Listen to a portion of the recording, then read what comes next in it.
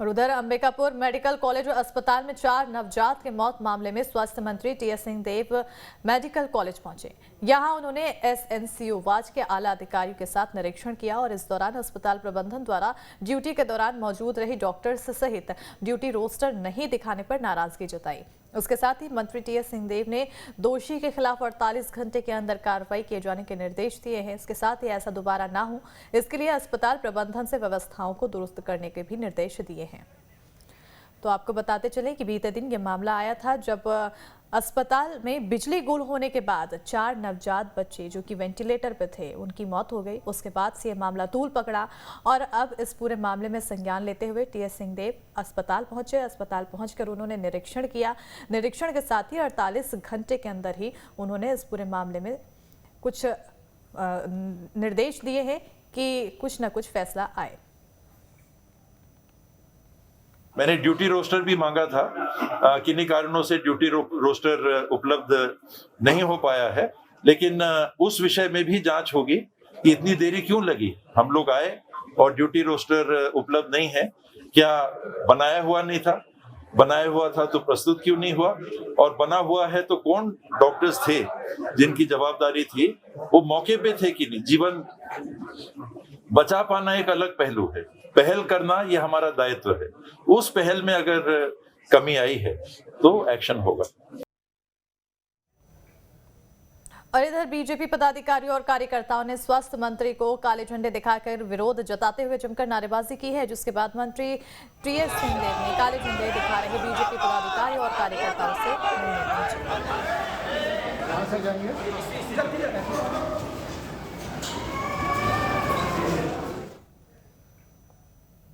और बिलासपुर शहर के लोगों को एक और बड़ी सौगात मिलने जा रही है। शहर के बंधवा पारा तालाब के बाद अब जतिया तालाब का सौंदर्यीकरण किया जा रहा है। इस तालाब के बन जाने से न सिर्फ शहर की सुंदरता में 4 चांद लग जाएगा, बल्कि इससे स्थानीय शहरी लोगों को भी काफी फायदा होगा। इससे निर्माण कार्य का जायजा लेने विधायक शैलेश पांडे पहुंचे और उन्होंने संबंधित अफसरों को जल्द से जल्द निर्माण कार्य पूरा करने का निर्देश दिया। इस मौके पर उन्होंने कहा कि इसके निर्माण से पूरे साल तालाब में पानी रहेगा और आसपास का जल स्तर भी बढ़ेगा।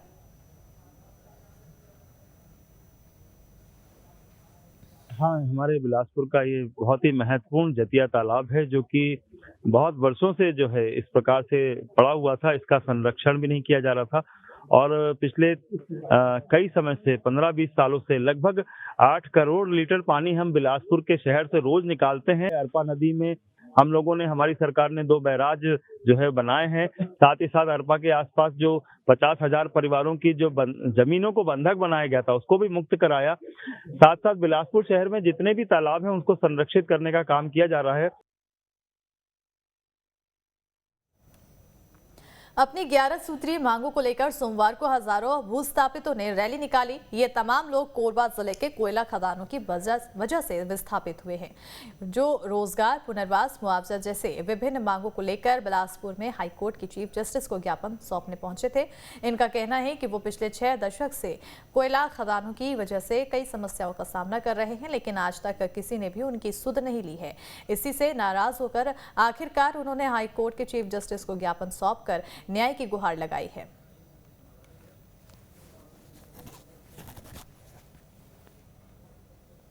जिला पूरी तरीके से कोयला खदानों से प्रभावित है और पिछले 60 सालों से वहाँ के आदिवासी, वहाँ के दलित, वहाँ के ओबीसी को ठगी जा रही है और उनका शोषण हुआ है। और अपनी जल जंगल जमीन खोने के बावजूद भी उनकी जो जीवन है वो दोजख में है और काफ़ी विषमताओं से साथ में जूझ रहे हैं। उन सवालों को लेकर हम काफ़ी दिनों से लड़ रहे हैं और एससीसीएल प्रबंधन, जिला प्रशासन और शासन हमारी मांगों को सुन नहीं रही है।